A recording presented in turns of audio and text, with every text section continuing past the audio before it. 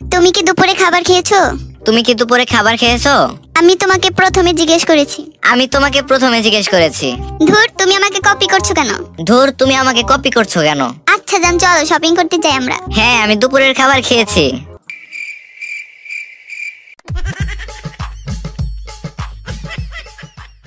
কি ব্যাপার বল্টু, তুই ক্লাসের ভেতরে এভাবে অসভ্যের মতো ফোন চালাচ্ছিস কেন? দাঁড়া, এখনই তোর বাপেকে কল দিয়ে জানাচ্ছি। স্যার, আমি ইওল অ্যাপ ইউজ করছি। এই অ্যাপ দিয়ে পৃথিবীর সমস্ত দেশের মানুষের সাথে বন্ধুত্ব করে তাদের সাথে নিজের ছবি শেয়ার করা যায়। ও স্যার জানেন, আমি ইওল অ্যাপ দিয়ে বিদেশি সুন্দর সুন্দর মেয়েদের সাথে কথা বলে তাদের ইমপ্রেস করছি। কিন্তু তুই তো ইংরেজি পারস না। আরে স্যার, ইওলে অটো ট্রান্সলেট আছে, আমি বাংলায় যা লিখি অটো ট্রান্সলেট হয়ে যায়। ওই তাড়াতাড়ি লিংক দে আমাকে। ভিডিও ডেসক্রিপশনে দেওয়া আছে, ওখান থেকে ইনস্টল করতে পারবেন। আপনারা দেরি করছেন কিসের? এখনই গিয়ে ইনস্টল করে নিন। তুমি প্রতিদিন এত ছোট ছোট ড্রেস পরে অফিসে আসো কেন? বস, আপনি আমাকে অনেক কম বেতন দেন, তাই আমি বড় বড় ড্রেস কিনতে পারি না, ছোট ছোট ড্রেস পরে অফিসে আসি। পরের মাস থেকে তাহলে তোমার বেতন বন্ধ।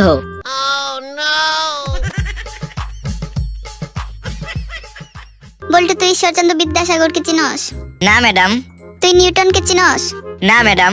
পড়ালেখার উপর একটু মনোযোগ দে, তাহলেই তুই চিনতে পারবি। ম্যাডাম, আপনি কি নিসা আন্টিকে চিনেন? না, কেন, কি হয়েছে? আপনার স্বামীর উপরে একটু মনোযোগ দিন, তাহলেই চিনতে পারবেন।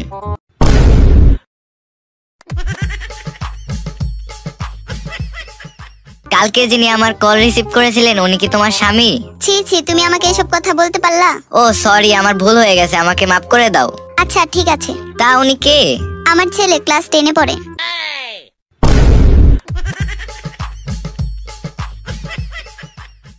বেঈমান, তুই আমাকে এত বড় ধোঁকা দিলি। আরে, আমি আবার তোমাকে কবে ধোকা দিলাম? বিয়ের আগে তুমি কেন বলনি যে রানী নামে তোমার একটা বউ আছে? কেন, তোমার মনে নেই? বিয়ের আগে তোমাকে বারবার বলেছিলাম আমি তোমাকে রানীর মতো করে রাখবো।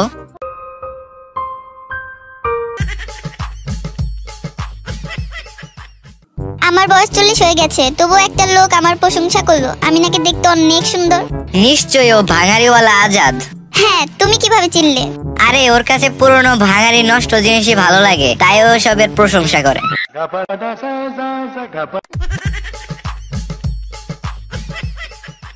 মিসেস, আপনি ডগ বানান করুন তো। DOG dog. আচ্ছা বল্টু সাহেব, আপনি এলিজিবিলিটির বানান করুন তো। এটা আমি পারি না। যেহেতু আপনি প্রশ্নের উত্তর দিতে পারলেন না, সেহেতু আপনি চাকরি থেকে বাতিল। আমি এটা মানি না। আপনি ওকে অনেক সহজ প্রশ্ন করেছেন, কিন্তু আমাকে অনেক কঠিন প্রশ্ন করেছেন। আচ্ছা, আপনাদেরকে আবার দুইটা সহজ প্রশ্ন জিজ্ঞেস করি। আচ্ছা মিসেস সখিনা, আপনি বলুন 1971 সালে কতজন বাঙালি শহীদ হয়েছিলেন? 30 লক্ষ। আচ্ছা বল্টু সাহেব, আপনি এবার ওই 30 লক্ষ শহীদদের নাম বলুন।